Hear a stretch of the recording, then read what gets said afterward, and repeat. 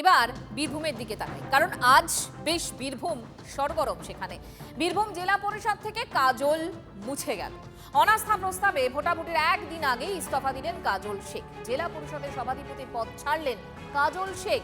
রাজ্যে পালাবদলের পর কালীঘাট তৃণমূল ছেড়ে ঋতব্রত শিবিরতে নাম লিখিয়েছিলেন অনুব্রত মণ্ডল এবং কাজল শেখ। যদিও তাদের মধ্যে দীর্ঘদিন ধরে একটা গোষ্ঠীদ্বন্দ্ব রয়েছে, এরপরেও কেষ্ট কাজলের কোন্দল যে অব্যাহত সেটা আজ সামনে এলো। 4 আগস্ট কাজল শেখের বিরুদ্ধে অনাস্থা প্রস্তাব আনেন অনুব্রত মণ্ডল ঘনিষ্ঠ 19 জেলা পরিষদ সদস্য এবং ভোটাভুটির ঠিক আগের দিন ইস্তফা দিলেন কাজল শেখ।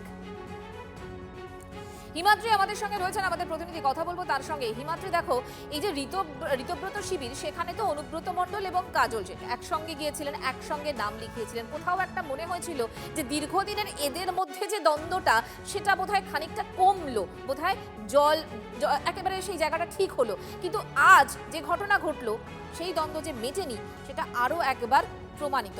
বীরভূমে কি আলোচনা হচ্ছে? দেখো, একেবারেই অনুব্রত মণ্ডল এবং কাজল শেখ তারা দুজনেই ঋতব্রত শিবিরে নাম লেখালেও বীরভূম জেলায় যে তাদের নতুন করে যে বীরভূম জেলার ক্ষেত্রে যে তাদের গোষ্ঠীদ্বন্দ্ব ছিল, সেটা কিন্তু একেবারেই অব্যাহত রয়েছে। আর তার কারণেই কিন্তু কাজল শেখকে সভাধিপতির পদ থেকে ইস্তফা দিতে হলো। কারণ দিন কয়েক আগে আমরা দেখেছিলাম অনুব্রত মণ্ডলের পন্থী 19 সদস্য তারা কিন্তু কাজল শেখের বিরুদ্ধে অনাস্থা এনেছিল। তার পরিপ্রেক্ষিতে 21 তারিখে তলবি সভা ডাকা হয়েছিল, সেখানে ভোটাভুটি হতো এবং সেখানে অনুব্রত পন্থী যারা রয়েছে তাদের পাল্লা ভারী, সেটা বুঝতে পেরেই কিন্তু আগের থেকেই কিন্তু কাজল শেখ তিনি ইস্তফা দিয়ে দিলেন। কারণ তিনি মনে করেছেন যে এই যে ভোটাভুটি হবে সেখানে হেরে যাবে, সেখানে হেরে যাওয়ার পর তাকে সভাধিপতি পদ ছাড়ার থেকে সম্মানের সঙ্গে তিনি আগেই ইস্তফা দিয়ে দিয়েছেন। যদিও তৃণমূল কংগ্রেসের মধ্যে বীরভূমের রাজনীতিতে অনুব্রত মণ্ডলের দর বেশি। দেখো, এক্ষেত্রে অনুব্রত মণ্ডল তিনি সংগঠক, তিনি তৃণমূলের যারা সাধারণ মানুষ তারা বলেন যে অনুব্রত মণ্ডল একজন ভালো সংগঠক এবং সেই ক্ষেত্রে এখন যেটা দেখা যাচ্ছে অনুব্রত মণ্ডলের এই যে 52 সদস্য, তার মধ্যে 51টা তৃণমূলের, তার মধ্যে প্রায় 30টির কাছাকাছি কিন্তু অনুব্রত মণ্ডলের সংগঠনের লোক।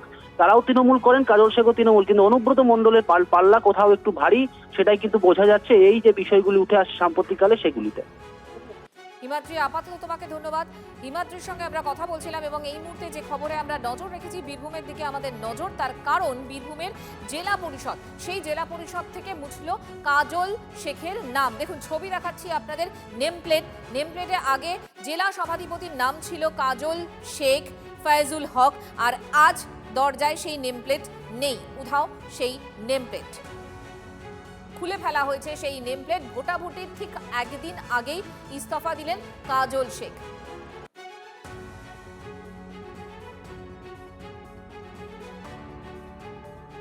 আমার মনে হয় যে উনি বুঝতে পেরেছেন যে অনাস্থায় চলে যাবে, মানে ওনার পজিশনটা সভাধিপতি থাকতে পারবেন না, সেজন্য নিজের থেকে রিজাইন দেওয়া বেটার, হয়তো সেই অর্থে করেছে। আমি ঠিক জানি না, জেলা পরিষদ নিয়ে আমার খুব ইন্টারফারেন্স নেই, সুতরাং কেন করেছে কি করেছে উনি বলতে পারবেন।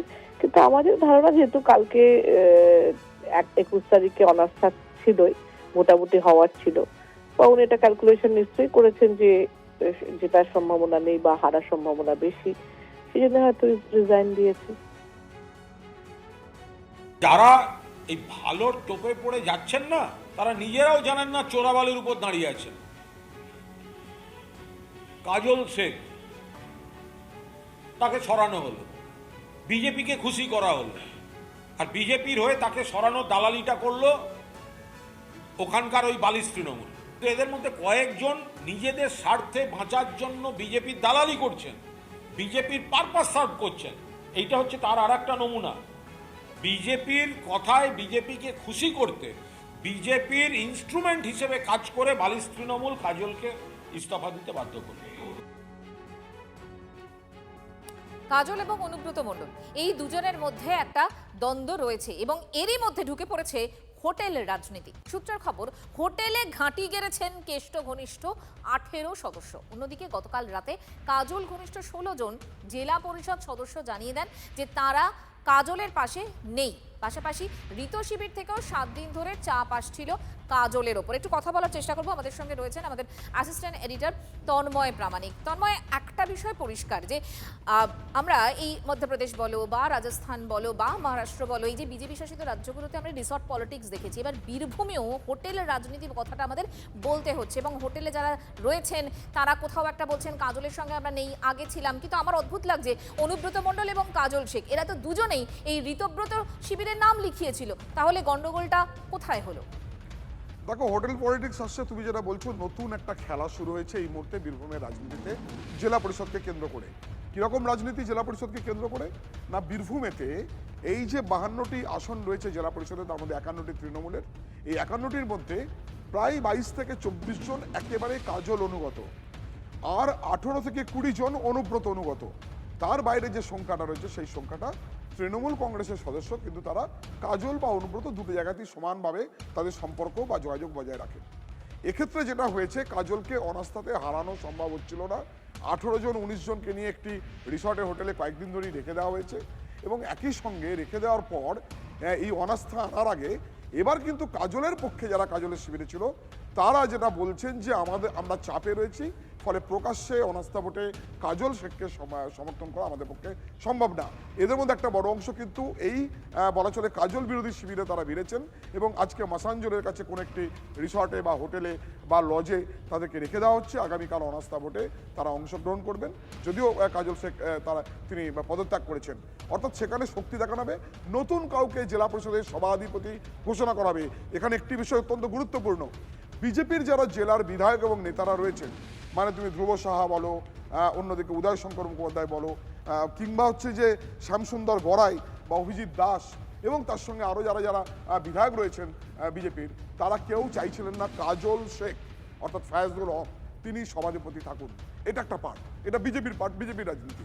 অন্যদিকে তৃণমূলের অভ্যন্তরে কাজল, অনুব্রত মণ্ডল এবং অনুব্রত মণ্ডলের যারা সঙ্গী সাথী প্রাক্তন সভাধিপতি বিকাশ রায়চৌধুরী, প্রাক্তন মন্ত্রী চন্দ্রনাথ সিনহা, এরা হচ্ছে চাইছেন না কাজল থাকুক, কারণ কাজল এদের আগে থেকেই শত্রু বা আগে থেকে বিরোধী শিবির বা আগে থেকে গোষ্ঠীদ্বন্দ্বের মধ্যে বিরোধী শিবিরে পড়ে। ফলে এই দুটো অঙ্ক এক জায়গায় মিলে গেছে। ফলে এখন প্রাইমারি কাজ হচ্ছে কাজলকে সরিয়ে দেওয়া, এবার নতুন কোন একটা মুখকে নিয়ে আসা।